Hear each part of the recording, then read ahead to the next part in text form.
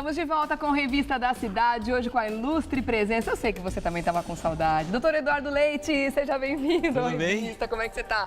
Eu tô ótimo, e você? Bem-vindo ao Brasil de novo. Então, por pouco tempo, né? Tô indo embora amanhã. O doutor Eduardo está aqui extraordinariamente, né? Ele está morando em Boston agora, desenvolvendo vários projetos e trabalhos por lá e está fazendo uma visitinha aqui ao Brasil. Claro, não poderia deixar de vir para cá matar a saudade da gente, né? Eu não posso, né? Tem que passar aqui, né? A família, a Gazeta, né? A gente Revista da sempre Cidade. De braços abertos, viu, doutor Eduardo? Muito Seja bem-vindo obrigado, sempre. viu? Muito obrigado mesmo. E a sua análise, num momento como esse que a gente está vivendo aqui no Brasil, também é muito importante para nós. A gente quer saber, inclusive, como é que isso tudo está sendo visto, agora que você está vivendo já há alguns meses lá nos Estados Unidos. Como é que está sendo vista a Copa do Mundo por lá? O pessoal está enxergando com otimismo ou está vendo com o mesmo pessimismo que as pesquisas que estão sendo realizadas aqui no Brasil também mostram que os brasileiros estão muito pessimistas, daqui a pouco a gente fala sobre elas. Mas como é que está sendo a visão do mundo com relação a essa Copa de logo mais? Assim, a percepção de quem mora fora, né, é muito diferente de quem vive o dia a dia aqui, né? Ou seja, até dezembro eu estava aqui, obviamente você fica envolvido e esse envolvimento, consequentemente, você tem uma percepção diferenciada. Agora, a percepção dos estrangeiros, sobretudo os americanos, e Boston é uma cidade muito interessante porque ela tem muitas nacionalidades concentradas porque estão ali fazendo estudo, pesquisa e daí por diante. Agora, é muito negativa, né, a percepção do Brasil em relação ao resto do mundo, né? Ou seja, eles olham o Brasil com muita preocupação, olham o Brasil como um país com total falta de estrutura, com uma insegurança muito acentuada. Então, essa é a percepção que as pessoas têm. E, sobretudo, neste ano, que é um ano muito peculiar, que é justamente a Copa do Mundo, ou seja, é um evento importante que acontece em tempos.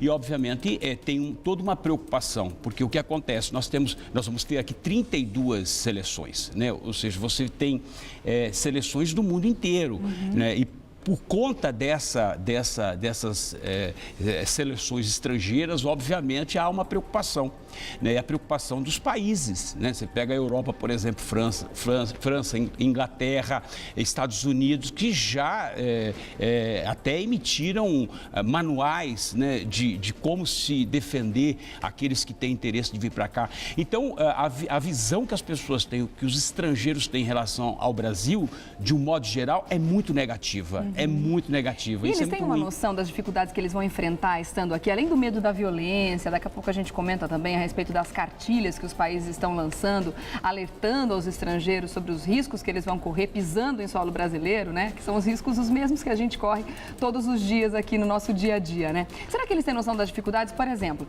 já que eles sabem que eles não vão poder contar com transporte público, porque os investimentos foram pífios, a gente realmente não está vendo nada de muito bom, nem nada muito novo acontecendo nos últimos tempos e nem vai acontecer. Aí eu vou chegar de avião em São Paulo, por exemplo, gostaria de pegar o transporte público, não consigo. Também não quero pegar um táxi, eu quero conhecer a cidade, quero ficar mais livre, vou alugar um carro. Ele não tem placa avisando para que lugar ele vai para a cidade, ele não tem a menor estrutura de informação, de apoio ao turista, não tem pessoas falando em outras línguas para também poder ajudar, caso ele tenha essa necessidade. Eles têm essa noção das dificuldades que eles vão encontrar aqui, doutor Eduardo? O que eu percebo é que pode ocorrer um esvaziamento desse Mundial. Ou seja, o Mundial ser voltado tão somente para os brasileiros, né? Isso porque nós temos percebido que os estrangeiros não estão com muita vontade de vir para o Brasil, né? Você vê pela situação hoteleira, ou seja, o esvaziamento das reservas. A média devolvendo 50% do... Exatamente. E isso já é um indício de que os estrangeiros não estão muito empolgados a virem para o Brasil assistir esse Mundial. Então, eu acho que é óbvio que a visão deles, a percepção deles vai sendo desestimulada. Nós estamos há 100 dias, mais ou menos, do início da competição. E, consequentemente, se você já tem esse esvaziamento, pode ocorrer isso. Ou seja, a falta de estrutura. Não vai muito. Quando o Brasil se candidatou a ser a sede do Mundial, havia aquele projeto do trem-bala, né, que ligaria São Paulo, Rio de Janeiro, tendo conexão com o Viracopos, aeroportos, né? O aeroporto e Guarulhos. Ou seja, isso não saiu nem dos papéis, nem do projeto, só né? Blá, Ou seja, blá, blá. E a gente ficou... pensou na época, poxa, agora sai, né? Você tem, por exemplo, os aeroportos, do dinheiro que deveria ser destinado, 18% tão somente foi investido. E muitos né, aeroportos fazendo esquema de puxadinho, aquela coisa provisória para funcionar meio que provisoriamente ali durante a Copa e depois vai voltar tudo ao que era antes. E tem um detalhe, o pouco investimento que foi feito, nós não podemos esquecer que os aeroportos foram privatizados. O ano passado eles foram privatizados. Teve a França comprou, ou seja, a África do Sul parece que também comprou. Então, tem esse detalhe também que foram privatizados. O aeroporto de Guarulhos estão fazendo uma grande reforma, que eles estão avançando mais um terminal, né? Porque tem o 2 e tem o 3, que provavelmente vai ser entregue em maio. O 3 é do tamanho do 1 e do 2 juntos, que é só para...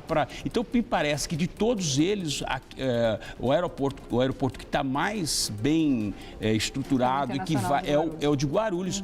Mas o problema é como chegar até Guarulhos. Não é você... você não tem a malha viária, você não tem uma ampliação, as marginais continuam do mesmo tamanho.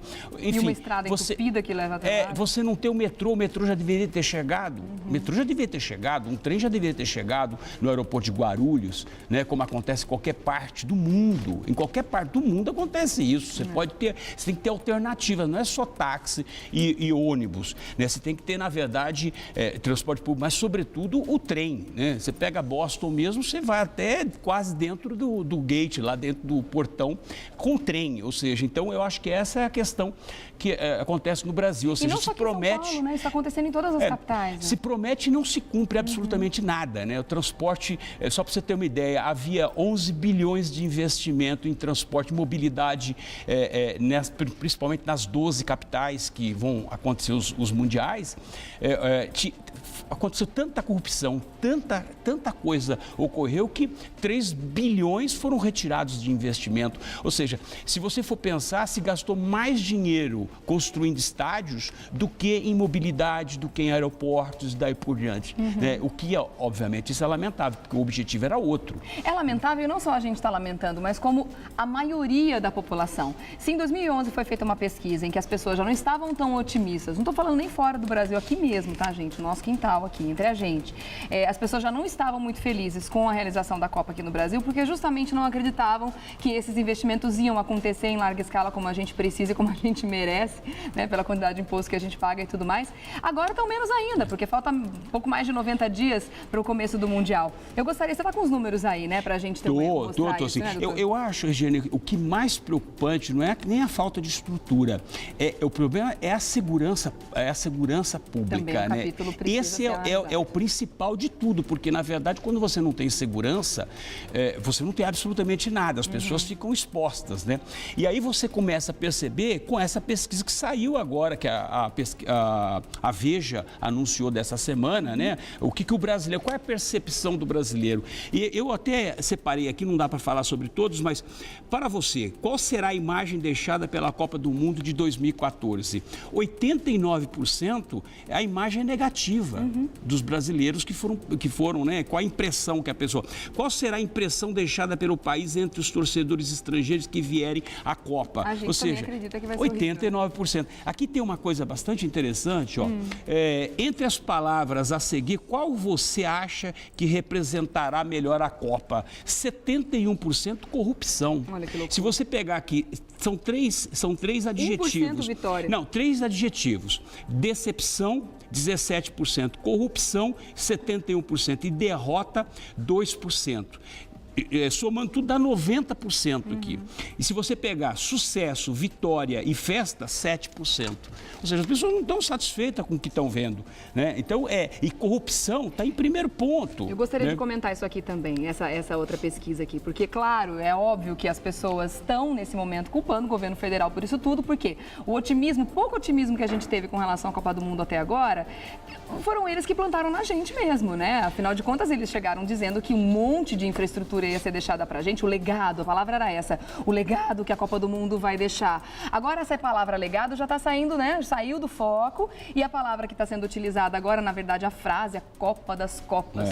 Como se realmente a gente fosse abraçar esse evento e achar ele a coisa mais maravilhosa do mundo, sendo que a gente está gastando um dinheiro absurdo em estádios e a gente precisa de outro tipo de infraestrutura. Mas vamos falar da questão da segurança, como você comentou agora, que eu acho que isso é um assunto muito importante. E muita gente está com medo, na verdade, da realização da Copa aqui no Brasil. Olha, eu vou falar para você, é realmente temerário. Porque, primeiro, porque o Brasil não está blindado em absolutamente nada. Nós temos uma situação no Brasil, sobretudo nas grandes capitais, São Paulo e Rio de Janeiro, né? Não vamos nem falar de Nordeste, porque o Nordeste está pior do que essas duas regiões. Né? Ou seja, o índice de homicídio lá está alarmante. E Brasília, né? Também aumentando. Brasília, que sempre foi a capital mais segura e hoje não é mais. Então, se você pegar, por exemplo, São Paulo e Rio de Janeiro, que são as duas principais, que vai ter a abertura e o encerramento da Copa do Mundo, e com as manifestações, a atuação dos Black Blocs, ou seja, a atuação do PCC, né, dos comandantes do PCC, a criminalidade, eu não sei se você sabe, mas em 3 meses a criminalidade em São Paulo aumentou em 40%. Nós comentamos esses números. 40% aumentou a criminalidade em 3 meses. O que isso significa? Não é a quantidade de bandidos que aumentou, de marginais. A quantidade de marginais continua mais ou menos do mesmo tamanho. O que ocorre mesmo é que o Estado deu essa brecha, né? Eu venho sempre a Secretaria de Segurança Pública diz que é porque agora as pessoas conseguem fazer boletim de ocorrência online, por isso que os números estão muito maiores. Mas os crimes estão acontecendo de qualquer forma. A questão é simples, ou seja, São Paulo, 11 milhões de habitantes. Nós já falamos sobre isso. Não há a menor possibilidade. Só para você ter ideia, por que os outros países funcionam? Funcionam porque São Paulo, por exemplo, deveria ter no mínimo 8 municípios. Cada município trabalhando, fazendo, descentralizando, para poder tentar resolver os problemas da cidade. Desse tamanho, tanto é verdade que você tem o quê? Subprefeito. Se você tem subprefeito, é sinal de que o prefeito não dá conta sozinho, ele precisa do subprefeito. Então, o que acontece? São Paulo tem que ser descentralizado. São Paulo não dá mais, ou seja, ou você tira 3 milhões de pessoas daqui e leva para outro canto, ou você descentraliza. Não querem perder o poder político. Você vê, Santo Amaro, por exemplo, que já era para ser uma cidade desmembrada de São Paulo e até hoje continua. E o que vai acontecer? Na medida, a cada dia que passa, a insegurança aumenta. Por que a insegurança aumenta? Por quê? Porque não há políticas públicas, né, na área de segurança. Não há nenhuma perspectiva. Se você perguntasse, se hoje tivesse o secretário de Segurança Pública sentado aqui, você perguntasse qual é a perspectiva de melhora, ele não vai poder. Ele não vai poder responder.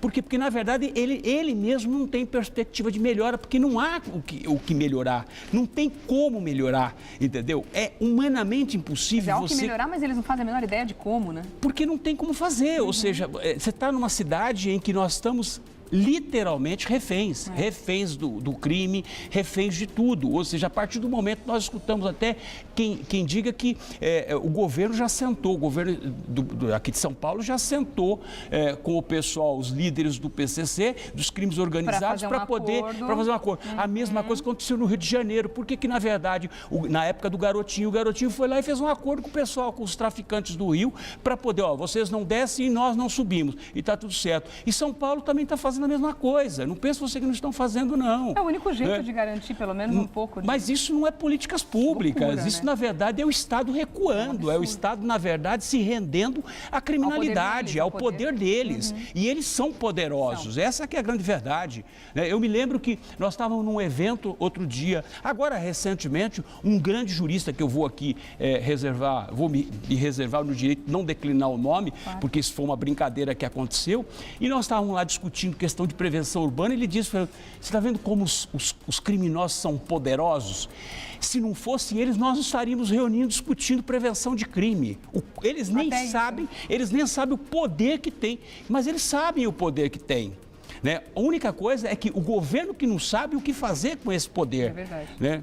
Então, esse que é o grande problema. X, né? Esse que é o grande problema. Agora, se você pegar aqui de uma forma geral, Regiane, ninguém está satisfeito com nada. Não. E os índices, eles estão acima de 90%, não estão abaixo de 90%. Em geral, é quase que unânime. É acima de 90%. Quase que unânime. Aliás, falando nessa questão aí da segurança, o mundo inteiro está preocupado, e lógico, com razão, né? Porque se a gente aqui vive preocupado, imagina o pessoal lá que vive na tranquilidade, na maioria dos casos, né? Com índices muito baixos aí de criminalidade, tendo um outro estilo de vida, com menos estresse e tudo mais, vão vir para cá, que seria tipo um campo minado, né? A gente pode considerar assim. Afinal de contas, a França lançou um manual sobre riscos de violência, né? Das pessoas que vão vir para cá passar o período da Copa do Mundo. Eu quero comentar isso com você logo mais, doutor Eduardo, porque eu fiquei impressionada. Eu não consigo nem ficar indignada porque é verdade. Esse é que é o problema. Eu vou dar um recadinho e volto já para a gente conversar sobre isso, tá bom? Obrigada.